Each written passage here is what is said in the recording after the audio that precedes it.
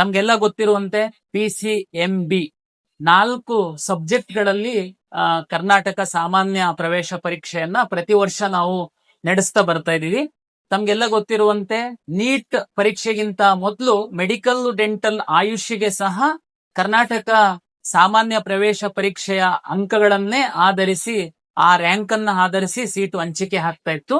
ಈಗ ನೀಟ್ ಪರೀಕ್ಷೆ ಬಂದ ನಂತರ ಮೆಡಿಕಲ್, ಡೆಂಟಲ್ ಮತ್ತು ಆಯುಷ್ಗೆ ನೀಟ್ ರ್ಯಾಂಕ್ ಆಧರಿಸಿ ಸೀಟನ್ನ ಕರ್ನಾಟಕ ಪರೀಕ್ಷಾ ಪ್ರಾಧಿಕಾರವೇ ಹಂಚಿಕೆಯನ್ನ ಮಾಡುತ್ತೆ.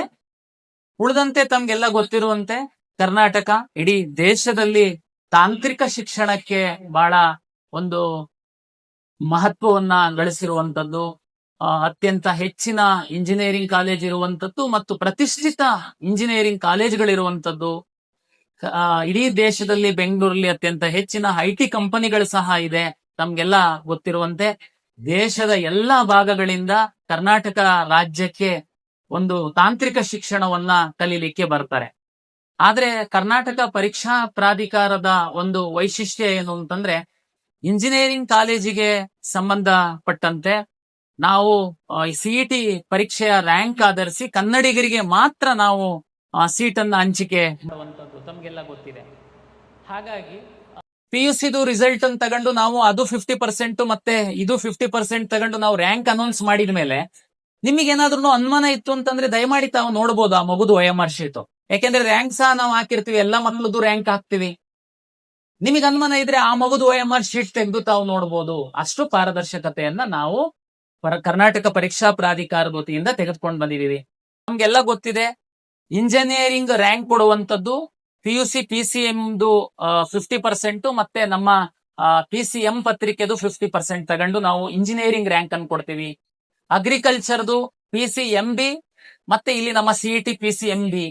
ಅದೇ ರೀತಿ ನಿಮಗೆ ವೆಟರ್ನರಿ ಸೈನ್ಸ್ಗೆ ಏನಾದ್ರು ತಾವು ಬರ್ತೀರಾ ಅಂತಂದ್ರೆ ಅದರಲ್ಲಿ ಓನ್ಲಿ CETದು PCB ಮಾರ್ಕ್ಸ್ ಆಧರಿಸಿ ನಾವು ರ್ಯಾಂಕ್ ಕೊಡುವಂತದ್ದು. ಹಾಗಾಗಿ ತುಂಬಾ ವಿದ್ಯಾರ್ಥಿಗಳು ನೀಟ್ ಪರೀಕ್ಷೆ ಬರೀತಾರೆ, ನಮ್ಮ CET ಪರೀಕ್ಷೆ ಬರೆದಿರ್ತಾರೆ. ಹಾಗಾಗಿ ನೀವು PUC ಮಾರ್ಕ್ಸ್ ಸಹ ಆಧರಿಸಿ ನಮ್ಮ ರ್ಯಾಂಕ್ ಕೊಡೋದ್ರಿಂದ ನಿಮಗೆ ಒಂದು ಸಾಧನೆ ಮಾಡ್ಲಿಕ್ಕೆ ಸಾಧ್ಯತೆ ಇದೆ. ಓಕೆ, ಪರೀಕ್ಷೆ ಆಯ್ತು. ಕರ್ನಾಟಕ ಇಡೀ ದೇಶದಲ್ಲಿ ಕರ್ನಾಟಕದಲ್ಲಿ ಮಾಡುವಂತಹ ಕೌನ್ಸಿಲಿಂಗು ಒಂದು ಮಾದರಿ ಕೌನ್ಸಿಲಿಂಗ್.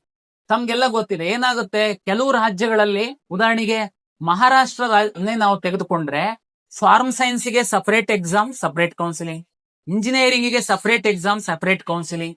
ಬಟ್ ಕರ್ನಾಟಕದಲ್ಲಿ ಮತ್ತೆ ಎಲ್ಲದಕ್ಕೂ ಸಹ ಅವರು ಸಪರೇಟ್ ಮಾಡ್ತಾರೆ. ನೀಟ್ ರಿಸಲ್ಟ್ ತಗೊಂಡ್ಬಿಟ್ಟು ನೀಟಿಂದು ಸಪರೇಟ್ ಮಾಡ್ತಾರೆ.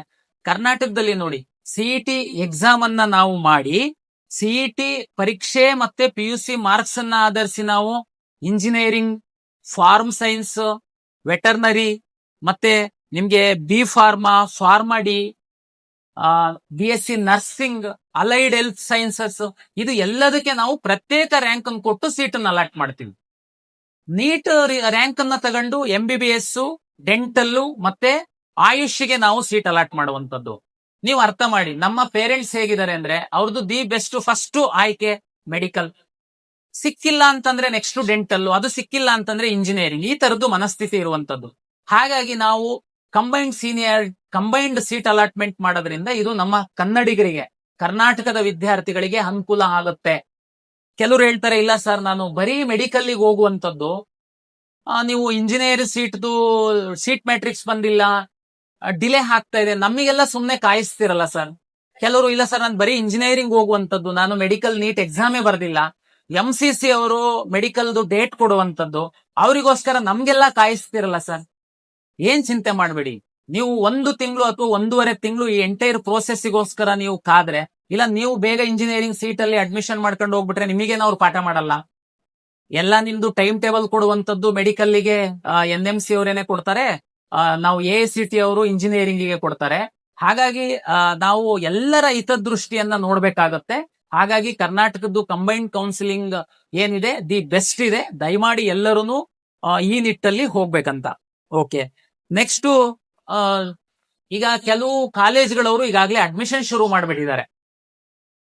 ತುಂಬಾ ಪೇರೆಂಟ್ಸಿಗೆ ಈ ಅಡ್ಮಿಷನ್ಸ್ ಹೇಗಾಗುತ್ತೆ, ಸರ್ಕಾರ ಅಂದ್ರೆ ಬರೀ ಸರ್ಕಾರಿ ಕಾಲೇಜಿಗೆ, ಪ್ರೈವೇಟ್ ಕಾಲೇಜರೆಲ್ಲ ದೊಡ್ಡ ದೊಡ್ಡ ಅಡ್ವರ್ಟೈಸ್ಮೆಂಟ್ ಕೊಡ್ತಾ ಇದ್ದಾರೆ, ನಾವು ಹೋಗಿ ಅಡ್ಮಿಷನ್ ಆಗ್ಬಿಡೋಣ. ನಾನು ನಿಮ್ಗೆ ಕೌನ್ಸಿಲಿಂಗ್ ಬಗ್ಗೆ ಒಂದು ಹೇಳುವಂತದ್ದಂದ್ರೆ, ಕರ್ನಾಟಕ ರಾಜ್ಯ ಸರ್ಕಾರ ಹಾಗೂ ಎಲ್ಲ ಖಾಸಗಿ ಕಾಲೇಜುಗಳ ಒಂದು ಉದಾರ ಮನಸ್ಸಿನಿಂದ ಸರ್ಕಾರ ಮತ್ತೆ ಅವರ ಒಂದು ಅಸೋಸಿಯೇಷನ್ ಮಧ್ಯೆ ಅಗ್ರಿಮೆಂಟ್ ಆಗಿದೆ. ಅದರಂತೆ ಎಲ್ಲಾ ಖಾಸಗಿ ಇಂಜಿನಿಯರಿಂಗ್ ಕಾಲೇಜವರು ಸಹ 40% 45% ಸೀಟ್ಗಳನ್ನ ನಮ್ಮ ಮೆರಿಟೋರಿಯಸ್ ವಿದ್ಯಾರ್ಥಿಗಳು ಸಿಇಟಿ ಮುಖಾಂತರ ಬರುವಂತವರಿಗೆ ಬಿಟ್ಟುಕೊಟ್ಟಿದ್ದಾರೆ. ತಮ್ಗೆಲ್ಲ ಗೊತ್ತಿದೆ. ಇದು ಬೇರೆ ಯಾರಿಗೆ ಕೊಡಲ್ಲ. ನಿಮಗೆ ಸಿಇಟಿ ಬರ್ದವರಿಗೆ ರಿಸರ್ವ್ ಇದೆ. ತಾವು ಏನು ಪ್ರತಿಷ್ಠಿತ ಕಾಲೇಜು, ಕಂಪ್ಯೂಟರ್ ಸೈನ್ಸ್ಗೆ 50 ಲಕ್ಷ 60 ಲಕ್ಷ ಮ್ಯಾನೇಜ್ಮೆಂಟ್ ಅಲ್ಲಿ ಅವರು ಚಾರ್ಜ್ ಮಾಡ್ತಾ ಇದ್ದಾರೆ. ಬಟ್ ಅವರು ಸಹ 40% ಸೀಟನ್ನ 45% ಸೀಟನ್ನ ಮೆರಿಟೋರಿಯಸ್ ಸಿಇಟಿ ವಿದ್ಯಾರ್ಥಿಗಳಿಗೆ ಬಿಟ್ಟುಕೊಟ್ಟಿದ್ದಾರೆ. ದಯಮಾಡಿ ಯಾರು ಮೆರಿಟೋರಿಯಸ್ ಇದ್ದೀರಾ, ನಿಮಗೆ ವ್ಯವಸ್ಥೆ ಮೇಲೆ ನಂಬಿಕೆ ಇದೆ, ತಾಳ್ಮೆ ಇದೆ, ದಯಮಾಡಿ ನೀವು ಸ್ಟಡಿ ಮಾಡಿ.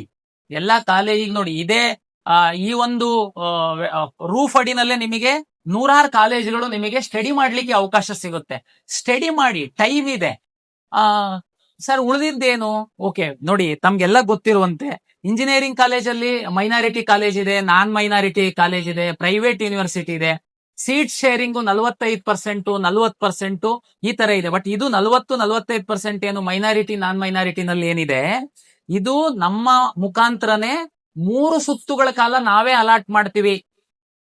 First round, second round, third round. AICT ಅವ್ರದ್ದು ಏನು ಕಟ್ ಆಫ್ ಡೇಟ್ ಇರುತ್ತೆ, ಅದಕ್ಕೆ -10 ಡೇಸ್ ತನಕ ಕರ್ನಾಟಕ ಪರೀಕ್ಷಾ ಪ್ರಾಧಿಕಾರವೇ ಸೀಟ್ ಅಲಾಟ್ ಮಾಡುತ್ತೆ.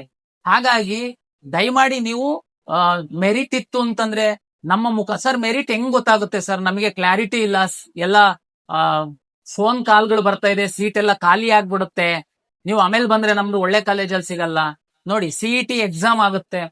ಕಳೆದ ವರ್ಷದ್ದು ನೀವು ಕಟ್ ಆಫ್, ಈ ವರ್ಷದ ಕಟ್ ಆಫ್ ತಾವು ನೋಡ್ಬೋದು, ನೀವೊಂದು ಪ್ರೆಡಿಕ್ಟ್ ಮಾಡಬಹುದು. ಅದಕ್ಕೆ ಪೂರಕವಾಗಿ KEA ಏನ್ ಹೆಲ್ಪ್ ಮಾಡುತ್ತೆ, ಕರ್ನಾಟಕ ಪರೀಕ್ಷಾ ಪ್ರಾಧಿಕಾರದ ವೆಬ್ಸೈಟ್ ಅಲ್ಲಿ ಕಳೆದ ವರ್ಷದ್ದು ಮತ್ತೆ ಅದಕ್ಕ ಹಿಂದಿನ ವರ್ಷದ್ದು ಎಲ್ಲಾ ಕಾಲೇಜುಗಳ, ಎಲ್ಲಾ ಸುತ್ತುಗಳ, ಎಲ್ಲಾ ಗ್ರೂಪ್ಗಳ 2A 2B 3A SC general merit ಎಲ್ಲ ಅವಕಾಶಗಳು ನಿಮಗೆ ಕಟ್ ಆಫ್ ಮಾರ್ಕ್ಸ್ ಇದೆ. ಹಾಗಾಗಿ ತಾವು ದಯಮಾಡಿ ನೋಡಿ ನೀವೊಂದು ಅಸೆಸ್ ಮಾಡಬಹುದು ಅಂತೇಳಿ ನನ್ನ ವಿನಂತಿ. ಜೊತೆಗೆ ನಾವು ಕರ್ನಾಟಕ ಪರೀಕ್ಷಾ ಪ್ರಾಧಿಕಾರದವರು ವಿಕಸನ ಯೂಟ್ಯೂಬ್ ಚಾನಲ್ ಅಲ್ಲಿ ಸಹ ನಿಮಗೆ ಟೈಮ್ ಟು ಟೈಮ್ ಮಾಹಿತಿಯನ್ನ ಕೊಡ್ತೀವಿ. ತಾವು ದಯಮಾಡಿ ಅದನ್ನ ಸಹ ನೋಡ್ಬೋದು.